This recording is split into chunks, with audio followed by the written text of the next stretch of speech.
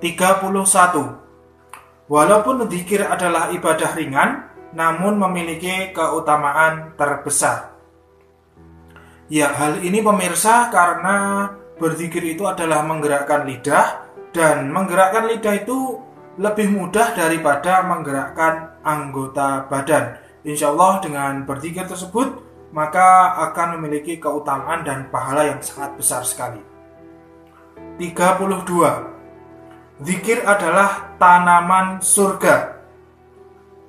Yaitu apabila kita sering berzikir, insya Allah nanti kita akan mendapatkan balasannya di surga, yang mungkin dengan hal-hal yang indah pemirsa sekalian.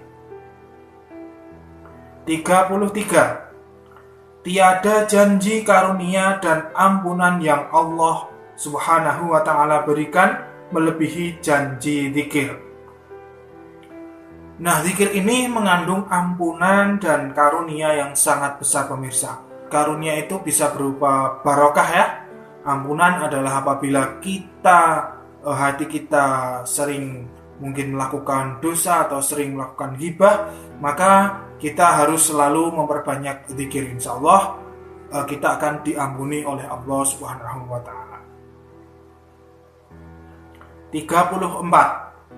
Orang yang selalu membiasakan dirinya dengan zikir akan terhindar dari lupa diri.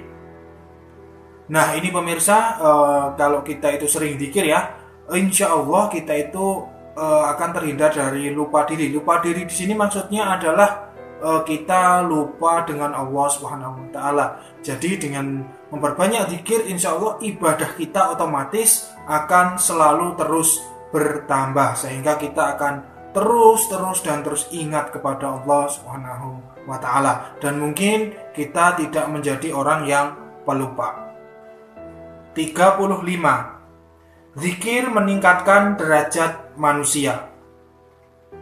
Nah, derajat ini ya pemirsa bisa meningkat kalau kita itu sering berzikir, yaitu baik derajat kita di tempat tidur, di pasar, kemudian saat kita sehat ataupun saat kita sakit, maupun saat kita sibuk dengan kesenangan. Insya Allah derajat kita di mata Allah akan tinggi karena kita selalu berzikir kepada Allah.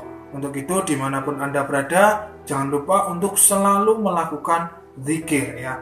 Nah, perlu diketahui pemirsa bahwa seseorang apabila telah diberikan nur dari zikir ini, maka saat tidur pun dia akan lebih baik daripada orang bangun malam yang lalai, insya Allah.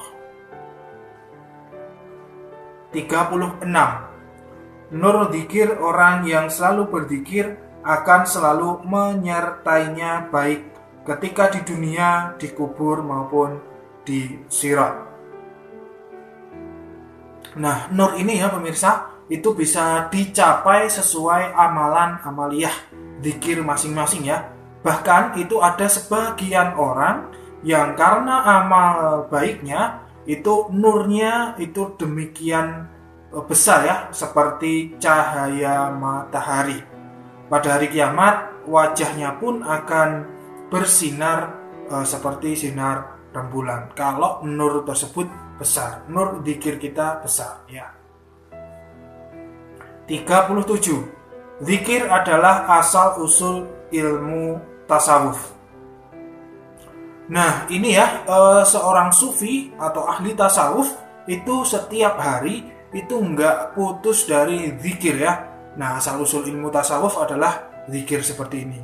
Ilmu tasawuf itu adalah ilmu yang mempelajari tentang zikrullah, zikir kepada Allah. Ketika Anda ingin memperdalam zikrullah ini, maka pelajarilah ilmu tasawuf tersebut. 38.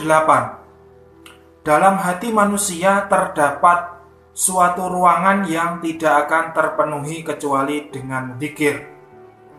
Nah, ruangan ini pemirsa ya adalah hati.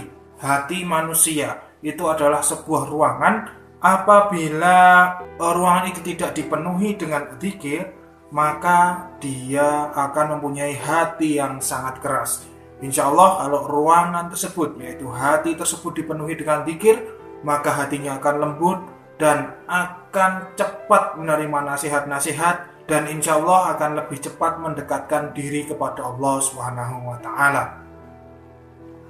39. Dzikir menyatukan yang berpisah dan memisahkan yang bersatu. Ya, maksudnya menyatukan yang berpisah yaitu apabila hati kita itu sedih ya, kita itu sangat sedih sekali, seperti kita itu berpisah dengan Allah. Maka dengan zikir, maka insya Allah kita akan disatukan dengan Allah. Rasa sedih, rasa galau tersebut akan hilang. Dan kemudian yang dimaksud memisahkan yang bersatu, yaitu mungkin kita sering berbuat dosa ya. Dosa itu menyatu dengan diri kita.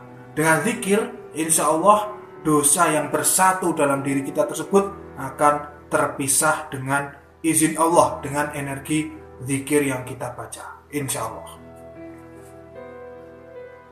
40. Dengan zikir, hati yang sedang tidur akan dibangunkan, yang lalai akan tersadar. 41. Zikir adalah pohon yang berbuah ma'rifatullah. Nah, ini pemirsa, yang ke-41 ini adalah sangat tinggi sekali fadilahnya, yaitu zikir adalah pohon ya, ibarat pohon, nanti akan ada buahnya ya. Ketika kita rajin berzikir, itu nanti akan ada buahnya. Buahnya apa? Yaitu buahnya ma'rifatullah, ilmu tertinggi. Kita bisa mengenal Allah dengan sebenar-benarnya. Hal ini adalah ilmu yang dicari oleh semua orang. Dengan berzikir, maka insya Allah kita akan mendapatkan hal tersebut. 42.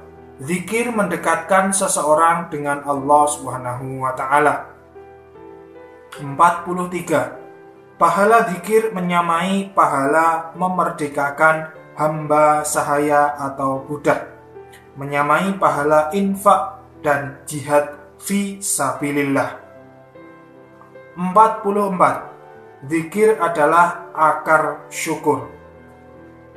Nah, pemirsa ya, barang siapa yang tidak berzikir kepada Allah, itu niscaya mungkin tidak mampu bersyukur ya. Atau mungkin ketika kita banyak rezeki, kita lalai kepada Allah SWT, tidak menjalankan ibadah.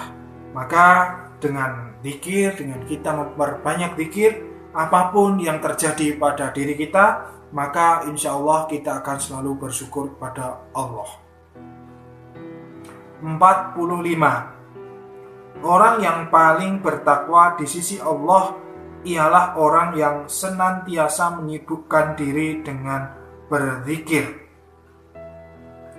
46. Dalam hati manusia terdapat suatu kekerasan yang sulit dilunakkan kecuali dengan zikir. Nah, perlu diketahui ya, bahwa dalam hati kita itu mengandung suatu kekerasan, keras hati, hawa nafsu kita ya, yang selalu menggebu-gebu, sehingga kita itu inginnya menang sendiri ya, menang sendiri, ingin menaklukkan orang lain, terlepas dari mungkin kita salah atau benar. Nah, dengan zikir, maka insya Allah hati kita itu akan lunak ya, akan lunak, dan insya Allah kita akan lebih bisa mendekatkan diri kepada Allah Subhanahu wa Ta'ala. 47. Zikir adalah obat penyakit-penyakit hati.